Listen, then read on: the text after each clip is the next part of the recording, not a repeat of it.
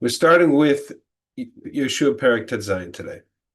My goal today is to do two chapters, Tet Zayin and Yud Zayin, which is essentially the story of Bnei Yosef, Ephraim and Menashe, and their portion, their nachla, their and various little conversations that happen along the way.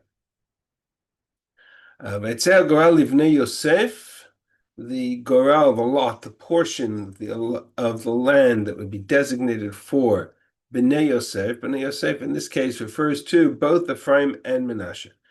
And thank you very much. Thank you. And one of the interesting things about the way the Navi sets up the portions of Ephraim and Menashe, you can see in Pasuk Daled, Vaynechalu b'nei Yosef Menashe ve'Ephraim. In other words, if I go to the map, and I'm going to pull up this map for a second.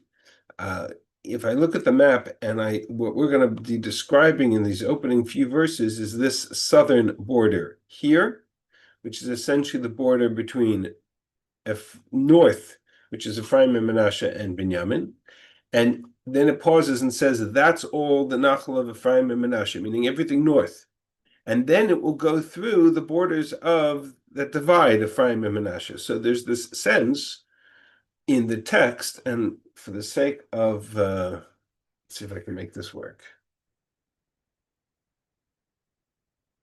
Okay, I'm going to reshare this. I'm going to reshare this. Hang on a second. Let's see if this works. Share.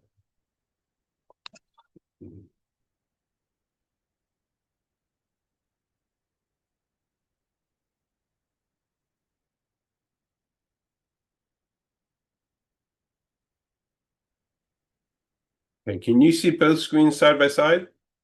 Yes. All right, excellent. So that's the easiest way to do it.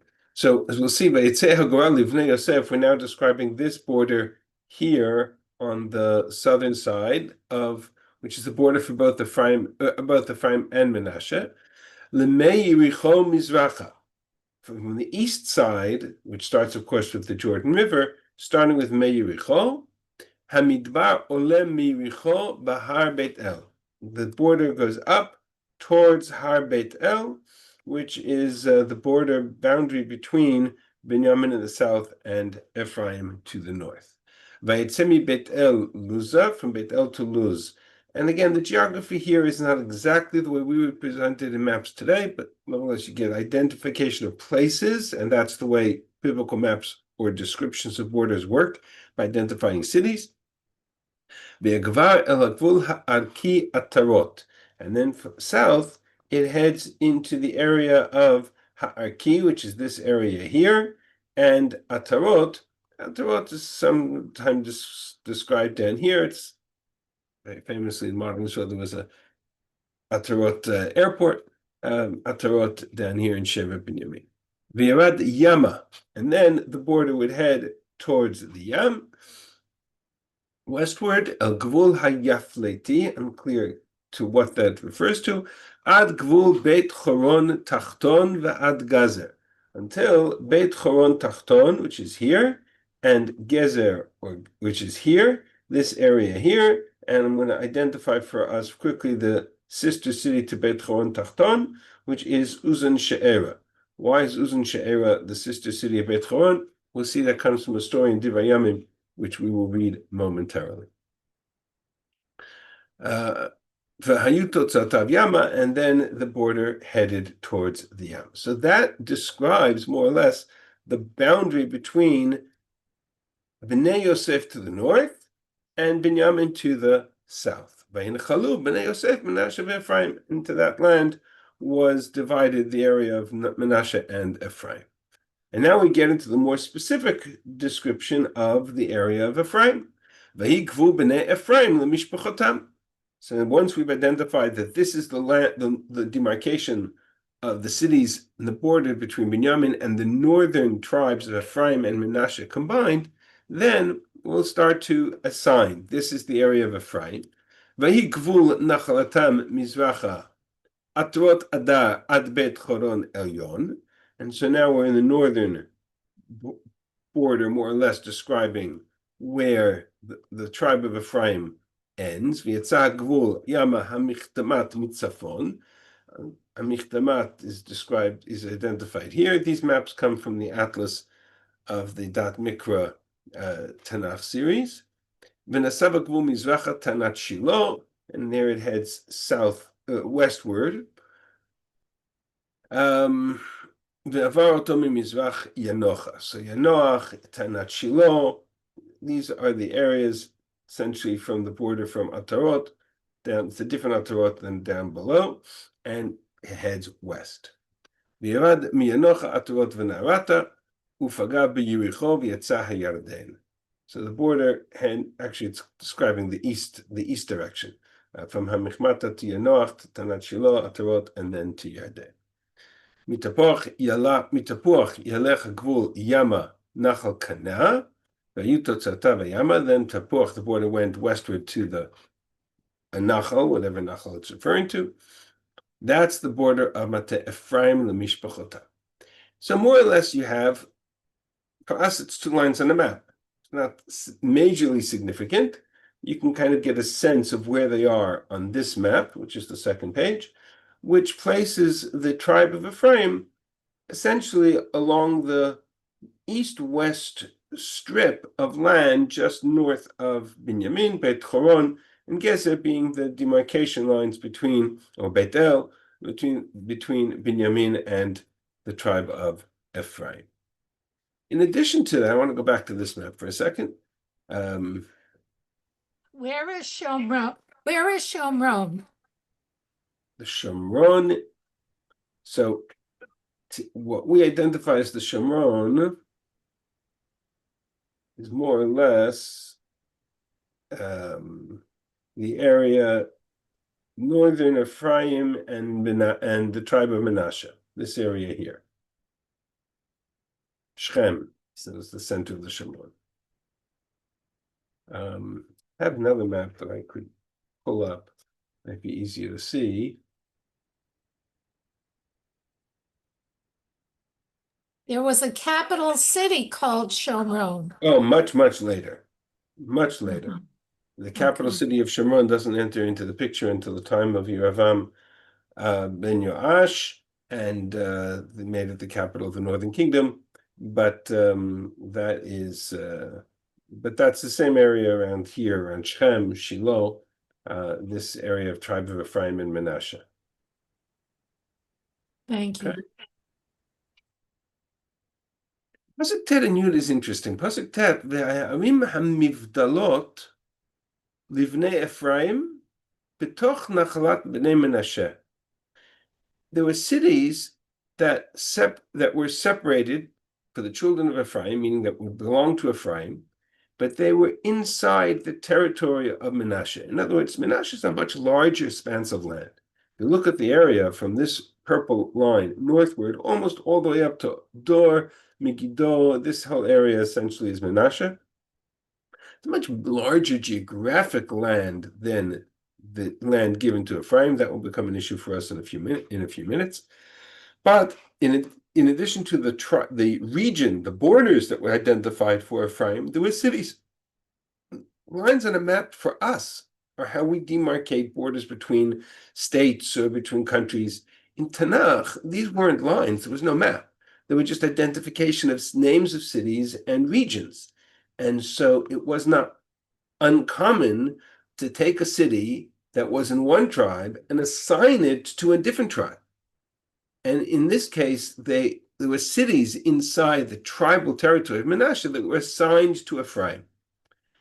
Remember that precedent because we're going to come back to it as well a little bit later.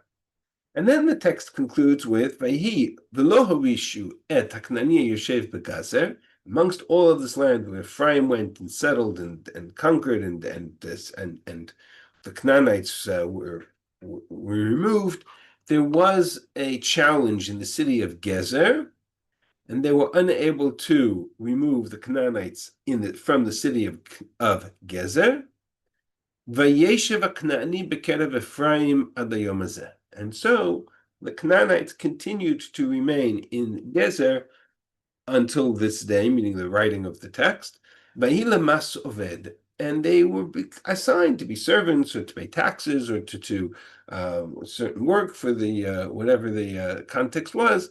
But that tax that they were was a way of saying we have sovereignty and you are here because we allow you to stay, if you will. But there was no conquest, there was no resettlement in the city of Gezer. So Gezer remains Canaanite, and the rest of Ephraim remains Israelite, more or less.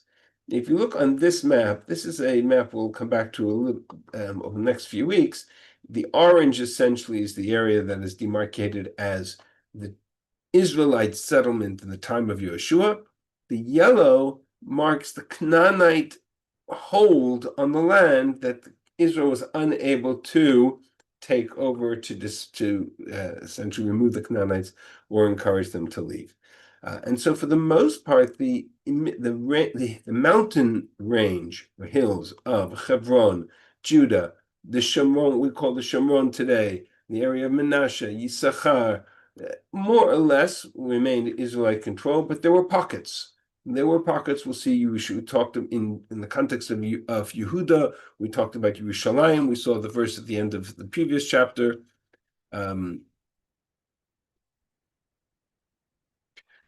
ואת היבוסי יושבי ירושלים לא יאכלו בני יהודה להורישם, וישב היבוסי את בני יהודה בירושלים עד היום הזה. The Jebusites in Jerusalem, Judah was unable to drive them out, and so they dwelt there amongst the Israelites until this day. That's with regards to Yerushalayim. And we have a similar context here with regards to Ephraim, the city of Gezer. That's for now. Two observations I want to make about Ephraim. We'll see there's much more here to unpack. We'll see that in a few minutes. I just want to point out that this reference to, let's go back to this map. This reference to Beit Choron Tachton and Uzen She'era is important for us. We're going to review these psukim again, but this is in Divrei Hayamim Perek Aleph. Divrei Hayamim Aleph Perek Zayin has the lineage of all the tribes, and it goes to the tribe of Menashe, it goes to the tribe of Ephraim, and it mentions there in that context that there was either a grandson of Ephraim, Bnei Ephraim, Shutelach, Uvered, Beno, V'tacha Beno, V'lada Beno, V'tacha Beno, and amongst the children, V'haragum Anshe Gat Hanoladim Ba'aretz, Ki Yardu Lakachat Et Miknehem. The children of Gat, men of Gat that were born in the land, killed these children of Ephraim, whoever they were, because they had gone to take their cattle. Vayit Abel Ephraim Avihem Yamim Rabim, and Ephraim their father mourned for them for many days. Vayivo Achav Nachamo, his brothers came to comfort him. So Ephraim has another child. There was misfortune in his house. And the daughter, Vito She'era, and the daughter She'era, and she went and she built 3 cities in what will eventually become the territory of Ephraim, namely the cities of Beit Choron Tachton, Beit Choron Ayon, and Uzen She'era. There's a whole debate amongst the Mefarshim what period of time these psukim are describing, because if we take the name of Ephraim literally, as in Yosef's children, Ephraim and Menashe, it means that Yosef's grandchildren are building cities in the land of Israel. Yosef's grandchildren, the rest of the Jewish people, are slaves in Egypt. And so there is an indication, if I take this at face value, which some of the Mefarshim do, others suggest it's a reference to another sort of more esoteric period of time, or some symbolic of the story related to Yetziat Mitzrayim and Ephraim. But the simplest reading of the text here is that the grandchildren of Yosef, the children of Ephraim, had free access to the land of Israel, and they were back and forth. And so they come to the land of Israel. There was a tragedy with the Canaanites in the city of Gat, and their sister went and built cities in their memory, in their honor, if you will. Beit Choron Tachton, Uzen She'era, Beit Choron Elyon, and these become the demarcating lines of what will eventually become the tribe of Ephraim. And we mentioned this at the very beginning of the course in Yehoshua last year, in the context of the fact that it would seem to be that the children of Ephraim, and by extension Menashe, we'll see Menashe in a moment, had free range to come to the land of Israel while the rest of the Jews are enslaved in Egypt and settle parts of the land. It's an astounding suggestion, but it seems to be the pshat of these psukim here. But it's also relevant to Menashe, because amongst the children of Menashe is Machir. Machir is referenced in Bereshit as having been born when Yosef was still alive. He sat on Yosef's knees, and he is the father of Gilad. And the father of Gilad is the tribal territory of the area of known as the Gilad, where Menashe settles on the east side of the Yarden. And there's a Shem Achoto Ma'acha. Ma'acha is the area, the region of the Golan Heights. And there's a reference to building of Yair ben Menashe, of building of cities in that area, Chavot Yair. So all of this, the notion that Menashe and Ephraim in particular had access to the land of Israel and actually settled there, is really extraordinary. It seems to come out of these psukim in Divrei Hayamim, and we see hints of it in the rest of Tanakh. And one of the first hints we have is this story of the names of the story of the cities, the borders of Ephraim, being Beit Choron Tachton and Uzen She'er in the south, and Beit Choron Elyon. Okay, any questions on that? All right. There's more to deal with here, but we're going to jump for now to Menashe. Next chapter. Vayir Goral l'matem Menashe. So we had the Goral, a lot that determined the area of Ephraim, and now we have the area of Menashe. Kihu b'chor Yosef. Menashe was the b'chor. Now, Menashe was the b'chor. What does that mean here? The Goral to Matem Menashe, because he was the firstborn. Something's out of place. We just went through in the previous chapter the tribal territory of the Goral of Ephraim. And now we get to the Goral of Menashe because he's the firstborn of Yosef.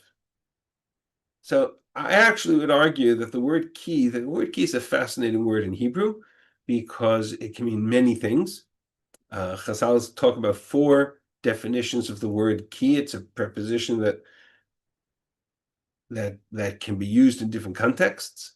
I think it can, in this case, I don't think it means because he was the firstborn. I think it means despite the fact that he was the firstborn.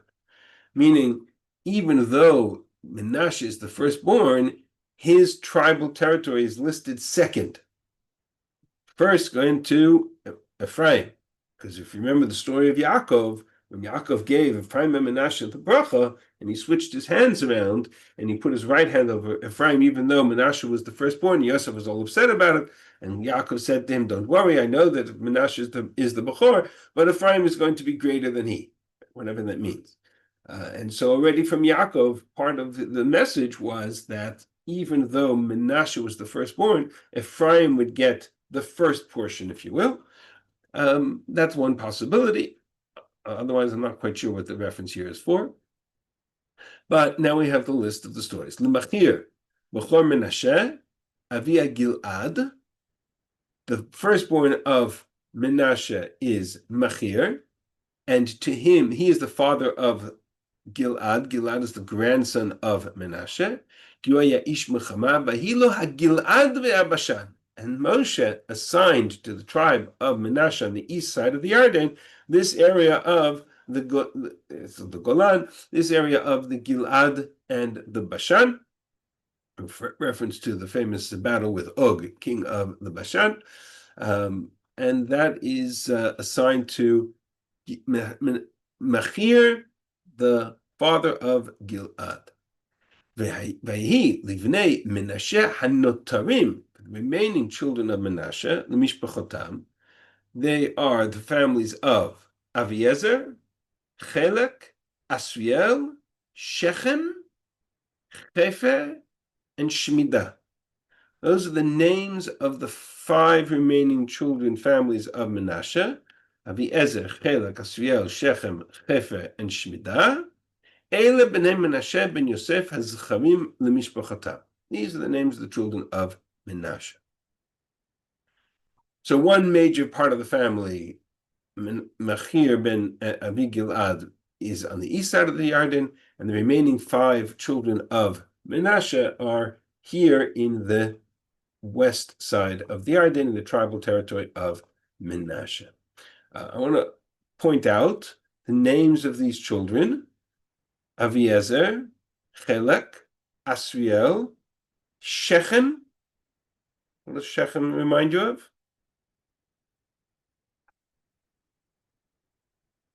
Right, city of Shechem, one of the names of the city in tribal territory of Menashe. Hefer is another city in the area of Menashe.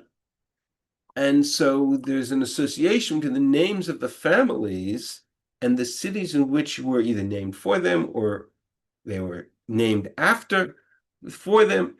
It's unclear, but that's an interesting phenomenon. We'll see that continue in a second. Eile b'nei Menashe ben Yosef v'zcharim lemishpachatam.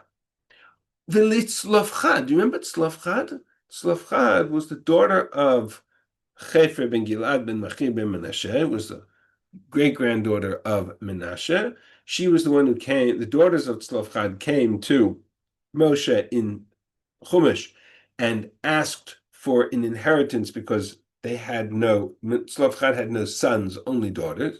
V'ayala banim ki'im banot.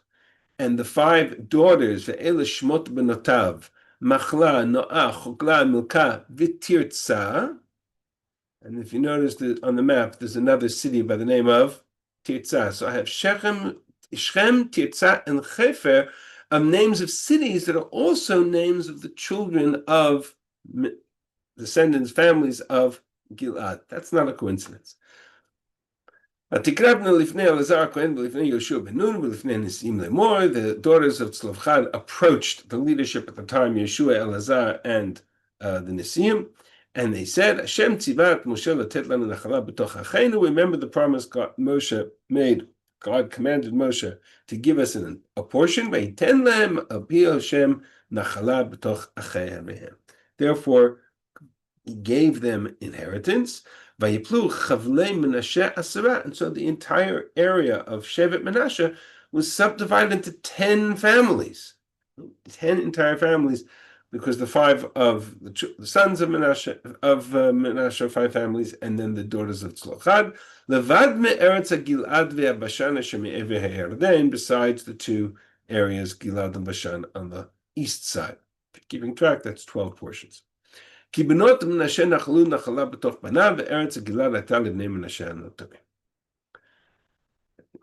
daughters were given inheritance together with the sons, and the land of the Gilad went to the other portion of the family. Now we have the borders. Let's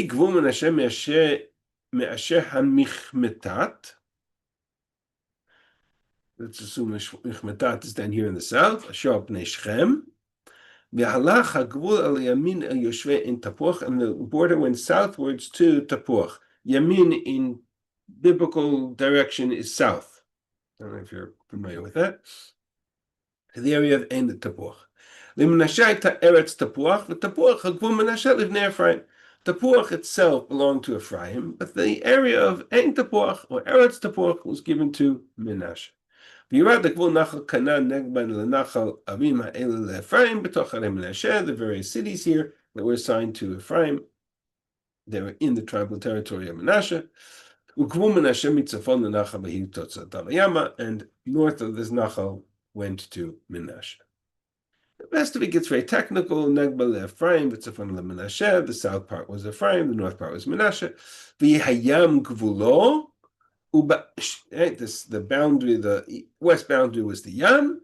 Uba asher yifgaun mitzafon u'yisachar mimizrach, and the Menashe territory went all the way up to the areas of the tribes of Asher in the north and Yisachar in the east, which you see better on this map.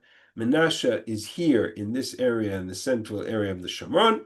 To the north of Emek Yisrael, you have Yisachar in the east, Zvulun in the middle, and Asher in the north, from Emek Yisrael all the way up north into what is today Lebanon. And the area south of Emek Yisrael belongs to Menashe. Now we're listing the names of the areas in the tribal territory of Menashe. You have Beit Shan, and Beit Shan today is in the same area. V'Yivlam uvnata, ve'et Yoshvei Dor uvnata. Today there's a kibbutz known as Ein Dor in that area on the coast. You can go snorkeling there for the snails that make the tchelet. It's one of the places where it's to be found. There's a whole museum of tchelet there on the in the kibbutz of Dor. V'yeshvei Ein Dor uvnata, v'yeshvei Tanach uvnata, v'yeshvei Megiddo uvnata. Areas Tanach, Megiddo, Shloshet Tanafet, these three regions, and that's the territory of Menashe. However, stop. Suddenly, there's now three areas that Menashe was unable to drive out the inhabitants, and therefore there were Canaanites who stayed in that land. And if you notice the common denominator between all of them, Dor, Megiddo, Tanach, you get a sense that they are either in the coast or in the valley. And that begins to reflect the weakness of the Israelite conquest of Canaan, is that they had the upper hand in the areas of the hills, but when it came to the valleys and the coast, they were at a disadvantage because the Canaanites controlled the area with horses and chariots, which we did not have. And we'll discuss that at much greater length in Sefer Shoftim. However, eventually, when Israel became strong, they were able to have the Canaanites pay this tax of labor or time that they served the country, but they were not able to drive them out. And that's more or less the end of the story of the tribal territory of Menashe. We're going to come to this last little 4-5 verse vignette in a moment. But I want to point out already, we can see a progression happening. And this progression is very important. It will only get more significant and more dramatic as the Sefer continues. And that is the increasing inability of the tribes of Israel to drive out the Canaanites. There was an initial conquest in which they were able to make the Orange Line, in which they were able to gain security control over the region, the campaign in the south, the campaign in the north, under Yehoshua.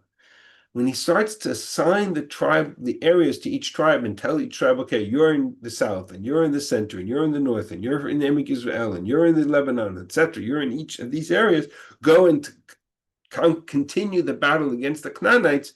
There's an increasing inability for the tribes of Israel to succeed in that regard. And the progression that we see so far, and I'll show it to you in a list, the progression, where is that? Oh, did I not put it on the source page? Oh my goodness. And I put an extra page that, no, 1 second. 1 second. I put a page that doesn't belong.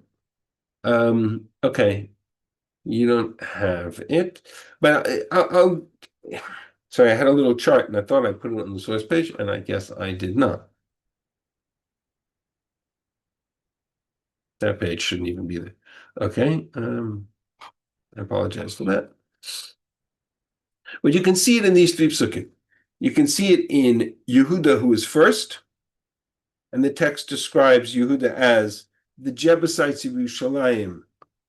They were unable to drive out, and therefore Vayeshev Yevusi et bnei Yehuda. The Jebusites remained with the children of Judah in Yerushalayim till this day. So the issue is circumscribed specifically to the Jebusites in Yerushalayim. It's one city in the tribe of Judah, and they're unable to conquer or drive out the Canaanites, and that's all it says. It doesn't say anything about mass and tribute and tax and service, etc. Just they were unable, the Jebusites remained there, and of course we know until the time of David HaMelech. In the story of Ephraim, the last verse here, V'lo harishu et Knani, I had a chart where I put them next to each other. V'lo harishu et Knani yoshev b'Gazer, they were not able to drive out the Canaanites in Gezer, same as the Jebusites in Yerushalayim. Vayeshev HaKna'ani bekerev Ephraim ad yom hazeh, they continued to dwell there. Vayehi lemasoved, and they became servants. In other words, they were able to include them in some kind of Israelite sovereignty, but they were unable to drive them out. And then in the last parak, in Parak Yitzayin, where it describes Ephraim, it describes Menashe, there the text gets a little bit more dramatic. Suddenly there's multiple cities, multiple regions, Tanakh, Megiddo, etc. The Canaanites continued to dwell in the land, not just in the city, but in the land. Suddenly there's a region that has Canaanite control, as you can see here in this map on the left. And it took time until Israel was able to become strong enough that they could enforce some sort of tax on them, and not even if they couldn't drive them out. And that didn't even happen in the days of Yehoshua. That takes place later. So you get this sense that there's a increasing drama around the Canaanite strongholds that remain despite the Israelite conquest. And that's exactly what the theme of this whole second half of the book is. We'll see by the beginning of literally next week, in the beginning of Parak Yud, suddenly the picture changes dramatically. Right? But you see hints to it, you see already references to it here. Okay. That brings us to the end of this parak. Any questions so far? We're good? Okay. Hope these maps are helpful. I find this text very dry unless I have some kind of a map and I can see what's going on, and then suddenly there are references to other places that make the story important for us. Okay. Let's go now to the very end of this parak Yud, and there's a conversation. Vayidabru b'nei Yosef et Yehoshua lemor. B'nei Yosef come to Yehoshua, and they come with a request. Madua natat. I'm going to actually make this a little bit larger and the map a little bit smaller, because this part is for us more about dialogue. Vayidabru b'nei Yosef et Yehoshua lemor. Madua natat li nachala goral echad v'chevel echad. Why have you only given me one lot and one portion as an inheritance? Vani amrav, I am a great multitude of people. Ad asher ad ko berachani Hashem. Thus far, God has blessed me to be so many, and you've given me what essentially is too small a portion for my land. Now, Yeshua's answer will come to in a second, but I want to first stop at the question. Who's speaking to Yehoshua? Bnei Yosef come to Yehoshua and say, what land have you given me? It's too small. We are a great nation, of a large nation. Why have you given us only this one portion? First of all, is that Yehoshua? I thought it was a Goral. It's me Hashem. How did it work? They brought the cities in front of the Urim B'Tumim, and this Urim B'Tumim decided this city belongs to this Shevet and this to the other. So I have so far avoided the question of the technicalities of how this works intentionally, because we don't have a definitive answer, but we do know that it's not as black and white as just the Urim V'Tumim. And we'll see that next week. We'll see that already when we start chapter 18, what Bnei Yisrael have to do in advance of the Goral. So we already have this Goral, but the Goral here is more a description of the portion that was given. The Goral is the boundary, is the border, is the contribution of the Nachla. There's almost a synonymous use of the term Goral and Nachla, inheritance and lot. But how that Goral came about is undefined here, is unclear. So for now, I'm going to have to avoid that question, but don't miss next week. Right? Next week, we will address that question specifically, because we'll see that they had to map out the land before there was a Goral. Before they could do the Goral, they had to actually assign each area to each tribe. And so what role the Goral played is unclear for now. But in all cases, Yehoshua is the one dividing the land, together with Eleazar, the Kohen HaGadol, and together with the Nesiim. So if there is any complaint, they would come to Yehoshua. Who else are you going to go to? Goral notwithstanding, the Urim V'Tumim notwithstanding, the person responsible for the allocation is Yehoshua. If there's a problem in allocation of land today, you go to the government. Well, at that time, the government was Yehoshua. And the people complained. He said, you only gave us one portion. We're a big nation. We're a big tribe. The question that I want to ask is, who's speaking? And Yeshua's answer is fascinating. We'll see Yeshua's answer in a moment. But he was speaking, Bnei Yosef. This chapter 17, is the tribal territory of Menashe. So many Mefarshim, Rashi amongst them, says that the one speaking here is Menashe. Even though it says Bnei Yosef, but it means the grandchildren of Yosef, it means the families of Menashe. The problem is that Menashe's got this enormous expanse of land. Menashe is one of the largest tribes in the land of Israel. And Menashe goes all the way from Shechem to Emek Yisrael. This whole portion, the only tribe that's got a bigger portion of land is Judah, and Menashe has two portions. It has the portion here on the west side of the Jordan, and he has the portion of the Golan, which is another enormously large portion of land. So it's true he had 10 sons, or 10 children, or 10 lots that were given to him. But for Menashe to come and complain that his land is too small, it's really extraordinary. Number one. And number two, it's the answer that Yehoshua gives seems to be that he's talking to Ephraim, not to Menashe. Vayomer alehem Yehoshua, im am rav ata, if you are in fact a large nation, alei lecha hayara, go up to the ya'ar, to the forest. Uvereta lecha shem, and go and cut down for yourself there, cut down the trees. Be'eretz ha-Prizi v'ha-Rephaim, in the land of the Prizi and the Rephaim, which is here in the east side of the Yarden. Ki atzlecha ha-Ephraim, if the hill country of Ephraim is too narrow for you. In other words, he's saying if the area of Ephraim, which included Har Ephraim, which included it's too small for you, so go cut down the trees of Yar Ephraim and of the forest and make for yourself a larger portion of land. You want a larger land? Here's an expansive land that's all forest, nobody's living there, and you can take it.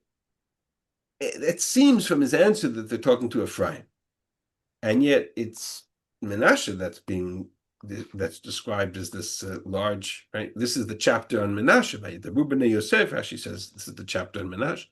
So it's unclear who Yosef is having this conversation with, and maybe the answer is he's having the conversation with both. The Rabbi suggests that he's having the conversation with both Ephraim and Menashe, Bnei Yosef.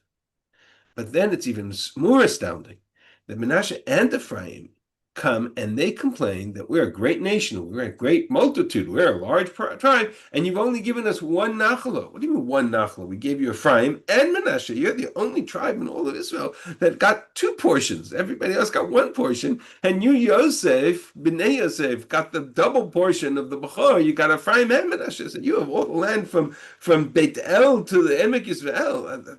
It's enormous. It's the largest portion of the land of Israel. Really quite astounding question. I just add to it, this is an observation, that if you look at the bracha given to Yaakov, that given to Yosef, both the bracha by Yaakov in the end of Breshit, in Parashat Vayechi, and the bracha given to Yosef by Moshe Rabbeinu in Zot Bracha, in Dvarim Perek Lamed Gimel, in both cases, they make the point of that the bracha to Yosef includes a bracha that they should be a tribe that is large and multiply and grow. Amongst the bracha, ben parat Yosef, ben parat Ayin, fruitful bough is Joseph, fruitful by the springs, and then later on it says, God should bless you, birchot shamayim ma'al, birchot tohom avetza, tachat birchot shadayim baracha. God should bless you, the blessings of heavens above, and the deep and below, meaning the dew above and the rains, and the rain above and the dew below, and the bracha of shadayim baracha. Bracha of the womb means that you should be that you should multiply, that you should be many. Tiena l'Rosh Yosef, you should be a leadership of a tribe in Israel.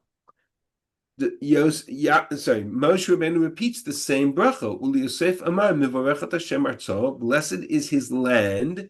Mimeged Shemayim Mital Mital Melavetzatachat. The land blessed with dew, land blessed with rain. Vehem Rivivot Ephraim, Vehem Alfei Menashe. They should be the tens thousands of Ephraim and the myriads of Menashe. Meaning, both Yaakov and Moshe blessed Ephraim and Menashe, blessed Yosef with a double portion of Ephraim and Menashe together, and they should be one of the largest tribes in Israel. And that's exactly how their numbers play out. They are combined an extraordinarily large tribe, or double tribe. So it's odd here to describe them as having been given only one nachla, when in fact they were given many. And the bracha that they say, Bani Amrav, I am a great nation. Who is the I? Is I one tribe? Or is the I the combined tribes of Yosef? And Yosef's answer is even more surprising. He says, if you are in fact Amrav, and Har Ephraim is too small for you, then go take over the forest land and take over the Yah. This becomes a critical moment in a geographic area in Israel that will play a role throughout the rest of Tanakh. Because what he's saying to you is go take over the Ya'ar in the area of Eretz HaPrizi v'Harifaim. The forest, cut down the forest and settle in the area of the Prizi and the Rifaim. The area of the Prizi and the Rifaim is on the east side of the Yarden. Now, if it's on the east side of the Yarden, again, it comes to the same question. Who is he talking to? Is he talking to Ephraim? Ephraim's on the west side of the Yarden. If he's talking to Menashe, Menashe is already on the east side of the Yarden. And it would seem that he's talking to Ephraim because he's saying to him, if Har Ephraim is not big enough for you, then go take over the forest. Okay? Question number one. But the conversation continues. Vayamru b'nei Yosef, lo yimatzu lanu aha. Children of Yosef continued and said, the hill country, the Har Ephraim, is not big enough for us. And you tell us we should go into the forest and we should go down into the coast.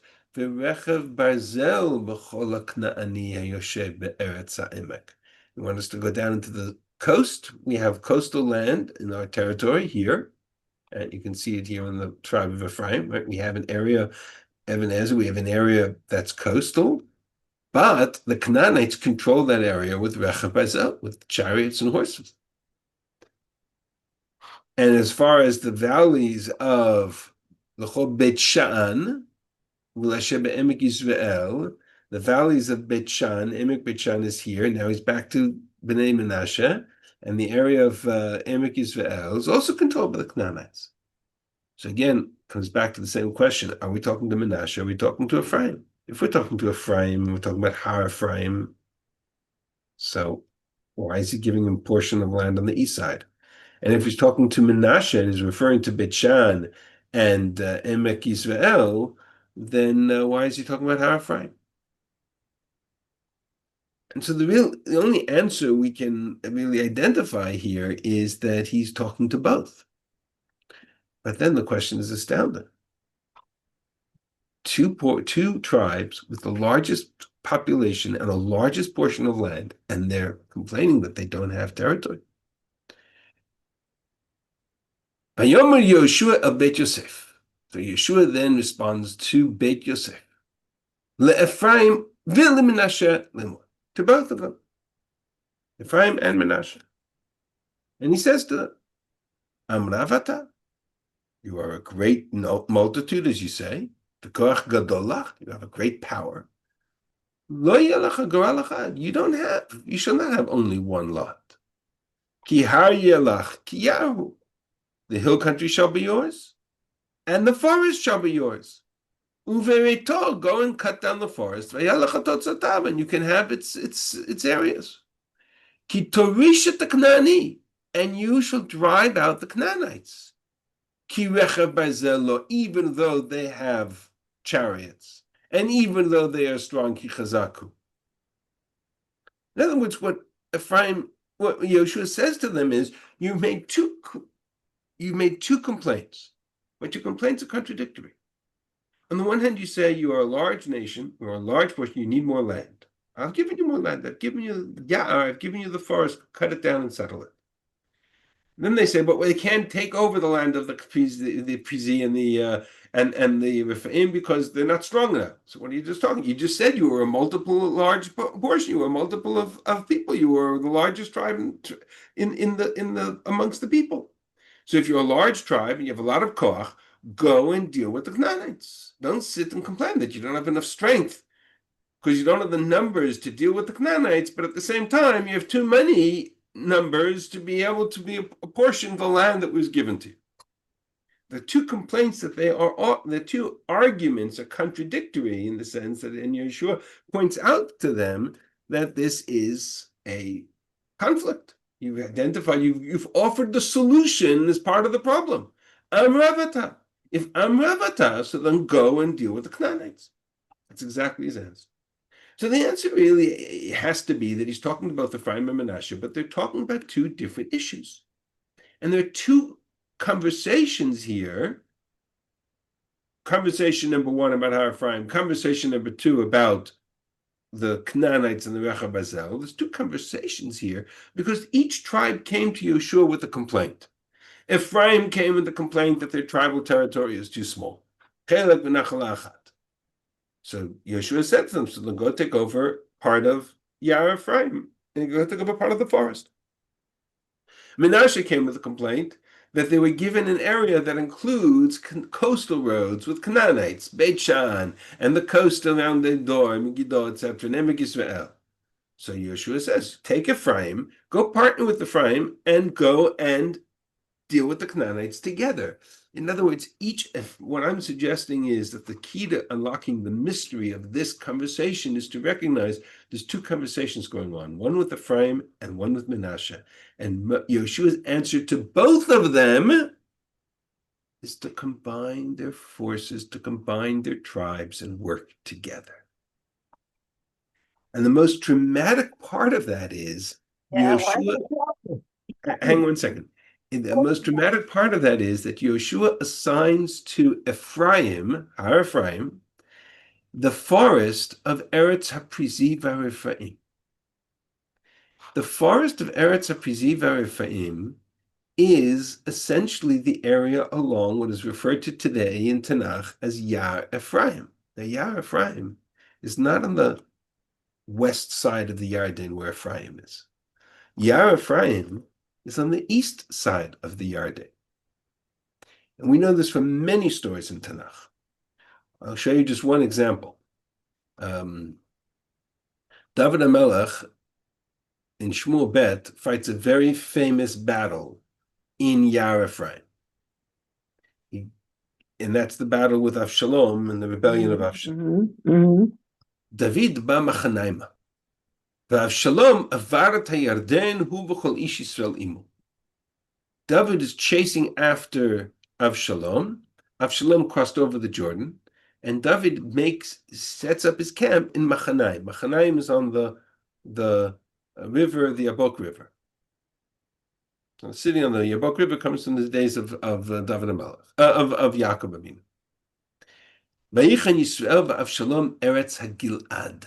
And so it's clear this battle is taking place in the land of Gilad, in the land of the east side of the Yarden. Next parak, the same story. Vayetzeha Amasadeh likrat Yisrael. There's a great battle that ensues.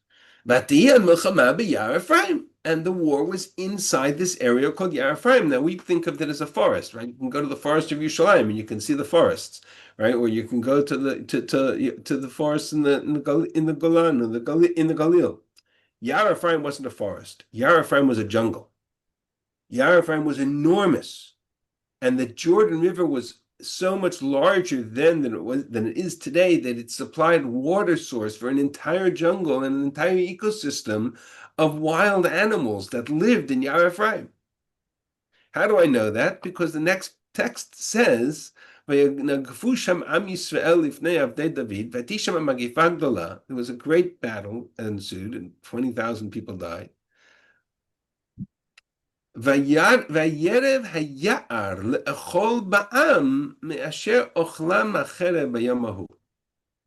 forest killed more people than did the sword in that battle.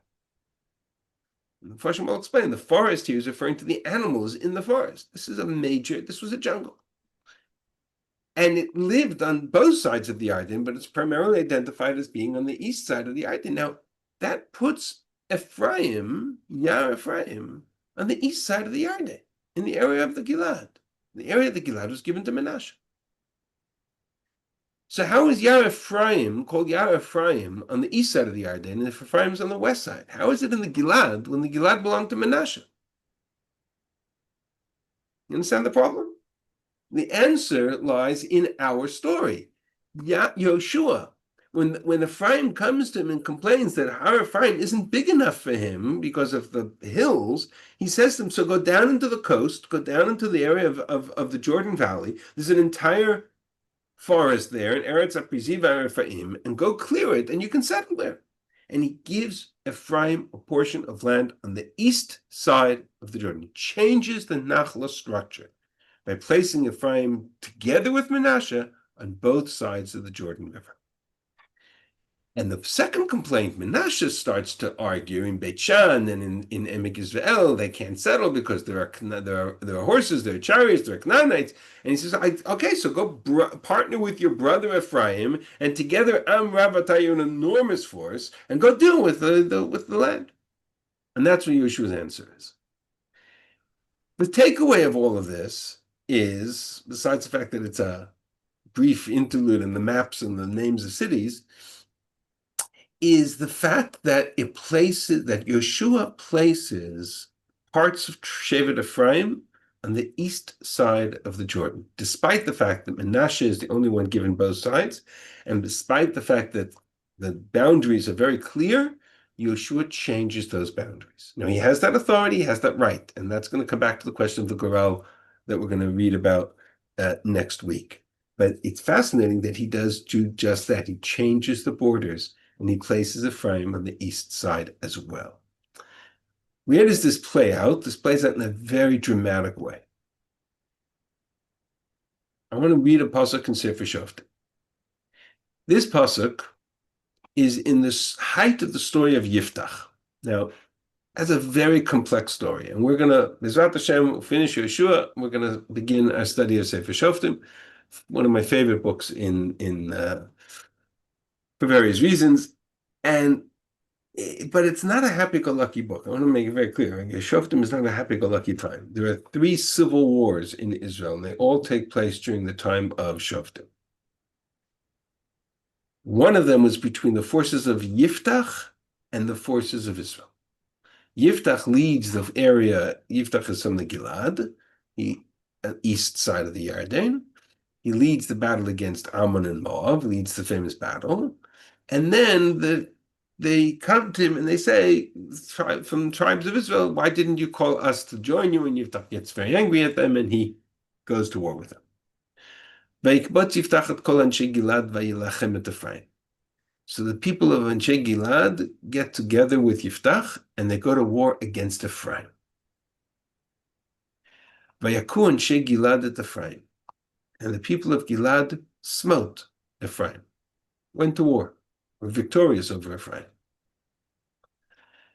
Ki yomru, plitei Ephraim atem Gilad betoch Ephraim betoch Menashe. Now, translations are very misleading. We've said this before. Translations are very hard because the moment you translate, you bias the interpretation. But this text is a mystery. Ki yomru, for they said, or they had said, Plitei Ephraim atem, you are fugitives of Ephraim. Gilad, you, the inhabitants of Gilad. Betoch Ephraim, are amidst Ephraim. Betoch Menashe, in the midst of Menashe. What is this text talking about? You don't belong here. Wait, but who's speaking to whom? So, for example, look at Rashi. Rashi says, Kiyamu Plitei Ephraim. Actually, I don't need this here. I'm just going to make this full slice. Kiyamu Plitei Ephraim atem Gilad. The lowliest of Ephraim, Ptuchim shebe Ephraim, Chutim shebe Ephraim, hayu mivazim et Gilad. They would mock the Giladites. And they would say to the Giladites from Menashe, Ma'atem Gilad chashuvim betoch Ephraim. Why do you think you're so significant, you Giladites, amongst Ephraim, amongst Menashe? I don't know what that means. Radak says similarly, Plitei Ephraim atem she'atem mechulakim betoch Ephraim. You are divided amongst Ephraim. Ubetoch Menashe ve'en atem chashuvim l'klum. You're not considered anything, even amongst Ephraim and Menashe. Who's he talking to? What are they talking about? The language here, the text is completely almost on the syntax, the pure grammar here is extraordinarily difficult. I make the observation. I didn't put it on the source page. I apologize. There's a quote in the Sensino commentary on Sefer Yehoshua. Sorry, in Sefer Shoftim. The Sensino, if you remember the Sensino translation of Tanakh, the Sensino translation of the Talmud, they have a Sensino translation of the Medrash. And then the original, one of the earliest publications of a Tanakh with the English translation and an English running commentary. The footnote on this verse says, and I quote or paraphrase, modern exegetes have abandoned the effort to interpret this verse. They've just thrown up their hands and given up. That's what it says. Modern exegetes have abandoned the effort to interpret this text. What do I think it is? And this I heard from Rabbi Dan when we were studying Sefer Shoftim together. Fascinating. If you take the story of Yehoshua, what Yehoshua has essentially said, let me pull back that map. If you take a look at, can you see the map again? Yeah. If you take a look at this area, what Yehoshua has basically done is he's taken part of Ephraim and he's landed them in the area of the Gilad, Machanaim, in the area of the tribe of Menashe. Nobody asked Menashe's permission to settle Ephraim in the midst of Menashe. And yet that's where they were, Yar Ephraim. Yiftach is approximately 250 years later. It's 300 years after Yetziat Mitzrayim, so 250 years later. And Yiftach goes to war against the children of Ephraim to the mere, they come to Yiftach and they say, well, you went to war against our enemies, but you didn't call us. And where did Ephraim come to go to war against Ammon and Moab? Ammon and Moab are nowhere in the area.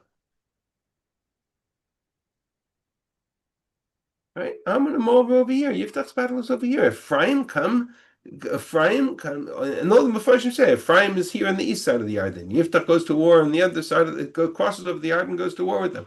Ephraim comes to Yiftach with a complaint that they went to war and didn't call us? Where's Ephraim to this battle? Unless we're not talking about Ephraim on the west side of the Yarden, we're talking about Ephraim on the east side of the Yarden, the Ephraimites who live in Yar Ephraim, who have been living in the Gilad amongst Menashe for hundreds of years. But nobody asked Menashe's permission. And so, Vayaku Anshe Gilad at Ephraim, the people of Gilad went and slaughtered Ephraim. That's the famous story where that the Ephraim had a different dialect of Hebrew. And their shin and their sin was pronounced slightly differently, and so they would test them.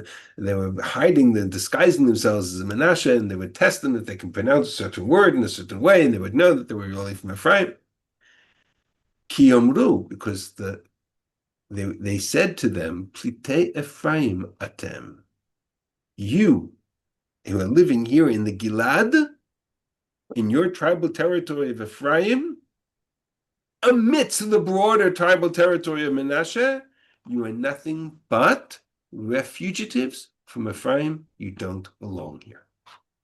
And this was Menashe's way of exacting revenge against Ephraim for for their incursion into their territory as they saw it by Yehoshua into Yar Ephraim.